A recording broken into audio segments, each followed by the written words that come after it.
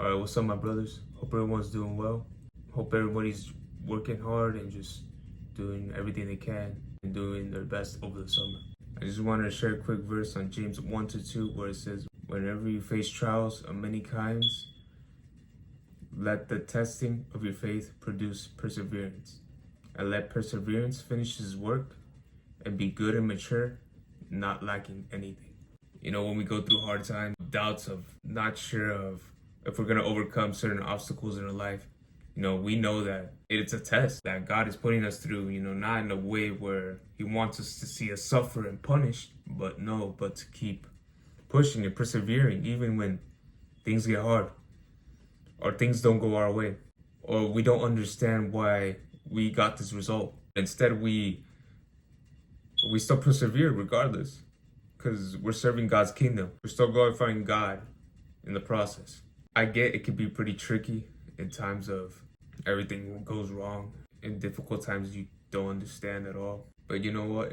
It's for a reason. As for us, as children of God, we know that everything happens for a reason. We know that, you know, God's always in control, controlling the tempo of how our life is, the good times, the bad. But we understand that regardless of the circumstance, what we're going through, you know, mentally, spiritually, we know that God's gonna persevere. Really trust God and cling to him. We're gonna get through it. If we put in the work, we're gonna get through it. But we're asking God to push us and give us strength in difficult times, in times of pain. But you know what? It's having that mentality that no matter what happens to me, it's God that's gonna be in charge. It's God that's gonna be taking over. It's God that's in control of everything. And I only fear God and I'm just gonna go through it, and I will overcome that obstacle regardless.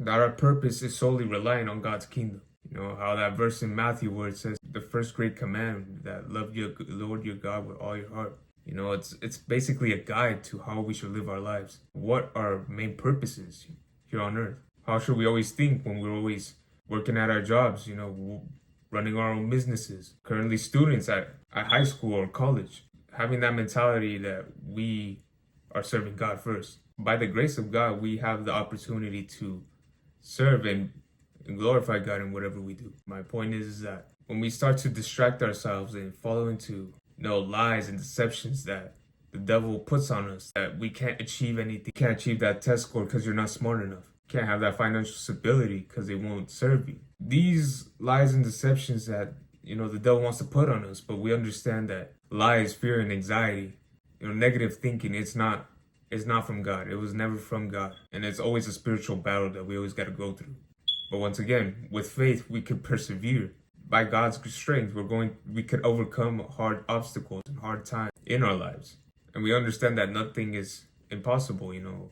And we must believe that fully with our hearts. Believe that, you know, anything that we can do on earth, you know, by God's will, we could always achieve. If we always honorable, glorifying God, putting our faith in him, we work as hard as we can and we put all our effort, all our time into it. But God on our side, you know, not for our own selfish desires, not for our own achievements, accomplishments, what people could say about us. But instead, peace and calm about yourself, knowing that you are working for the right thing and you are fighting the good fight. Say that you are a man of God in every single aspect in your life and have no doubt about it, and building that legacy up in heaven and truly representing, you know, what God has sent for us. You must be asking, like, what if I get weak in those difficult moments where I can't even go anymore? I can't do it. I can't do this. I have no energy left. I have nothing to give anymore.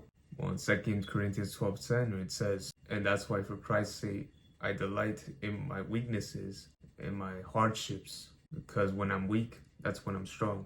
Those moments, we know that that's when God perseveres the most. For us, men of God and as Christians, when we want to give up, that's when we become our strongest. Pray to God and just ask him for strength, man. Ask him for that extra push. People see you that you're about to break. No hope for yourself, no motivation for anything. That's when miracles happen. That's why it's like a second division La Liga team, you know, playing against Real Madrid. They're losing 3-0 in the first half. And they know they're going to lose for sure. Have the smallest faith, small as a mustard seed. Go out there and make the comeback and beat the best team in Spain.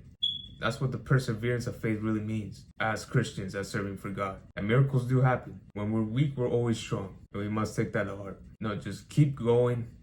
Don't matter what circumstance you're going through, what time you're going through, like, trust me, bro. Just read the Bible, put your faith in God, and just trust Him that you're going to persevere with Him. You're not going to be on your own. You're persevering the hard times with God if you really trust Him. By God's grace, miracles happen. So brothers and sisters, take care.